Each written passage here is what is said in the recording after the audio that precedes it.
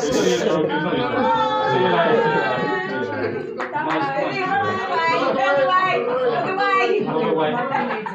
he's peeing.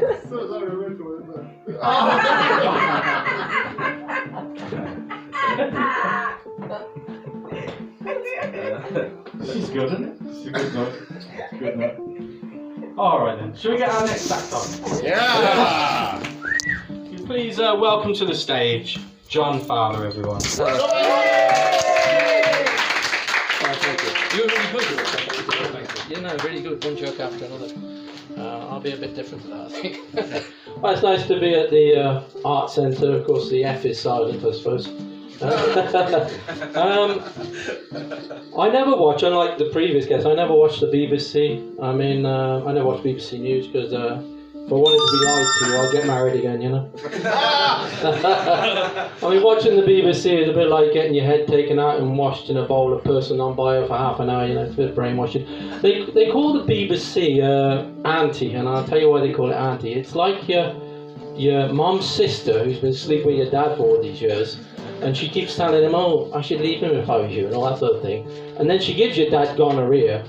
And when your dad and your mum are having an argument, your dad turns around to her and says, well, you must have given it me, it must run in your family, your sister's got it as well. That's the sort of auntie that the BBC is, you know what I mean?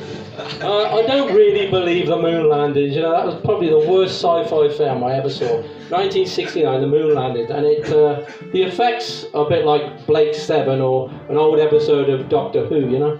And the acting was terrible. I mean, Neil Armstrong, Buzz Aldrin, and who was the other one? Michael Collins, who, according to Liam Neeson, died in 1922 in an IRA ambush. So I don't know how he went to the moon as well, but anyway. And it would have been better if Louis Armstrong would have been there instead of Neil Armstrong, because at least he couldn't stop smiling.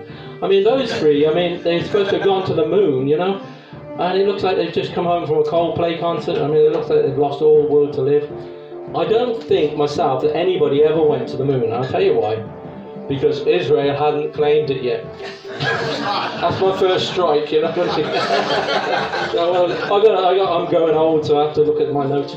I post a lot of videos on YouTube, you know, and a lot of music, and I don't get many hits. So what I've started to do is put a bit of the Enigma variations and pomp and circumstance sort of blended into it, because I heard that on YouTube the algorithms are very important. I was worried about anybody who'd get that joke. I've got two daughters, and they are very beautiful and very intelligent, and of course they get their good looks and intelligence from me, and from their mother they get their gender. If you ever go on holiday, be careful of your suitcase. Now, I went on holiday the other day, and I picked up the wrong suitcase. And it was full of Israeli shekels when I opened it. And then Yvette Cooper suddenly jumped on my back and started scratching my face. You know, so that's strike two, by the way. Now, what was I going to say? Oh yeah, I haven't really done too well in life. I'm 54 and I'm still a security guard. I mean, when I walk past beggars, they give me money. You know. I went to the doctor the other day and. The doctor said, are you here for cosmetic surgery? I said, I'm having trouble with my stomach. He said, fuck your stomach, have you looked in the mirror lately? No, I'm not that ugly, actually. Well, I don't think I am anyway. What do you call a group of Ukrainian rent boys running to Keir Starmer's secret address? A race to the bottom. Oh dear. I'm a security guard. I mean, I've got to go to work with it actually, and I had to renew my license, right? It is actually it's quite difficult now. You have to do like first aid training, and they have to check my address, and I tried to not pay bills, so for them me to send them bills was quite difficult. Anyway, I went to see my wife, and she said, oh, we've got to go out and celebrate, because I got my license. She said, we've got to go out and celebrate. You, me, my sister, my other sister. I said, look, I'm just a basic security guard, not a dog handler. What else is it? Oh, yeah. I listen a lot to podcasts. Anyone listen to Nick Fuentes? Well, I don't actually agree with him much because he's a white supremacist, and my favourite colour is turquoise. White is so difficult to keep clean, isn't it? You know what I mean? Anyway, this is a true story. I listened to another podcast, a Canadian one. Trish Wood is critical, I think, and she told a story of her friend moved into a posh house in Toronto, a nice suburb of Toronto, opposite a park. And then a group of people who have been less fortunate in life than ourselves moved in and built an encampment on the park. There were a lot of squatters in the park. And one morning she opened a window, her friend did, and she looked down and there was this guy having a wank. I mean, I've had that experience myself when I've slept in front of a mirror, you know. Anyway, this is Canada, so they got the best police force in the world, haven't they? I mean, the Royal Canadian Mounted Police, they'll track you all down the Rockies. They'll go from the Yukon to British Columbia. They go from Newfoundland to Alberta,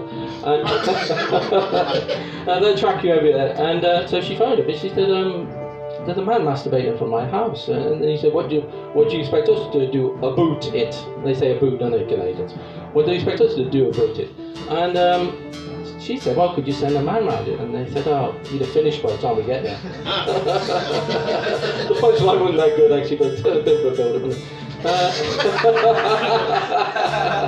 Anyway, a lot of people blame the CIA for things. You know, the CIA, according to them, killed RFK, JFK, MLK. I mean, like they had a thing about people with surnames starting with K that year.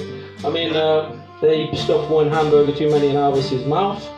They pushed Natalie Wood off the boat. I mean, Freddie West was working for the CIA in their Gloucester office, right under the noses of GCHQ in Cheltenham. The CIA are responsible when it's a bank holiday and it rains. When there's roadworks and there's nobody working on, that's the CIA. And it was the CIA who cast Robert De Niro as the Irishman. Has anyone ever seen The Irishman? Yeah. Could you ever find anybody less Irish than Robert De Niro? I mean, the only Irishman Robert De Niro could ever play is an Irishman who's like obsessed with Robert De Niro, and he's doing an impersonation of Robert De Niro 24/7. You know? Anyway, the people say about Donald Trump, and he's not fit for the office, and they kind of forget about the first president of America, because the first president of America was a slave owner, I'm afraid, George Washington. I mean, George Washington used to give his speeches about the rights of man, everybody's equal, and then the minute he got out of the chamber, he used to burst into laughter, and he was laughing all the way back to his plantation in Virginia, you know? And other people laugh like that. I mean, when they gave Barack Obama a Peace Prize, Nobel Peace Prize, he laughed. I mean, Keir Starmer, when they made him Sir, he laughed about that.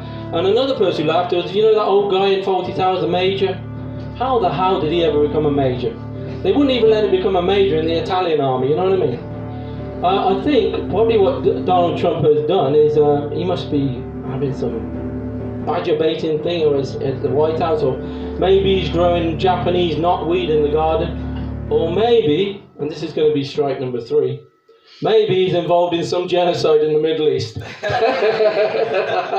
Anyway, I was actually hoping for Prince Andrew to become king.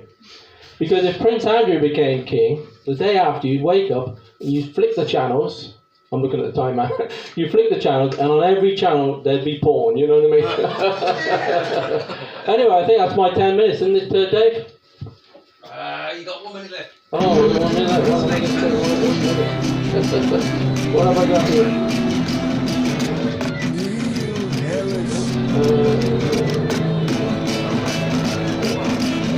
This is going to be my worst joke. I hope you all took your vaccines. Did everyone take the vaccine?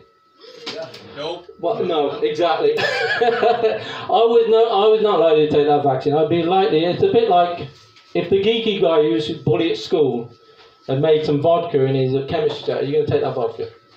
No.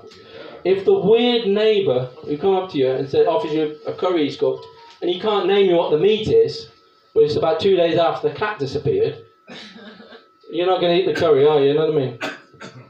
But I mean, the British government said it was all right, and they said it was perfectly safe. And I suppose it's the same British government that went to Africa many years ago and said, "Well, look, I tell you what, try these bracelets on, and we go on a little boat ride. You'll love it, honestly." So I wasn't going to take that anyway. Oh, that's it. That should be my minute then. Well, thanks for that.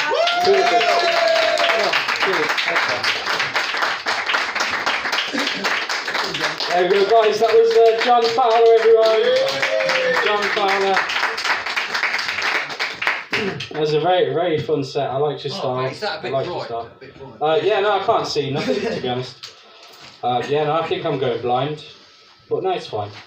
I've been given a message to pass on to you all, and it says, "Tell them, if want drink, put hand up." That's what I've been doing. Just shout. It's probably easier. Just shout. Anyway, yeah, that was John Fowler, and yeah, it was a really, really nice set. I really liked your style. You've done it more than 4 times, I'm guessing. Sex, yeah. Yeah. I don't know about the comment. No, I've only just about 4 times, yeah. Oh, okay. Okay. Fair enough. And oh, there we go. Got some disco lights on. Okay. All right then.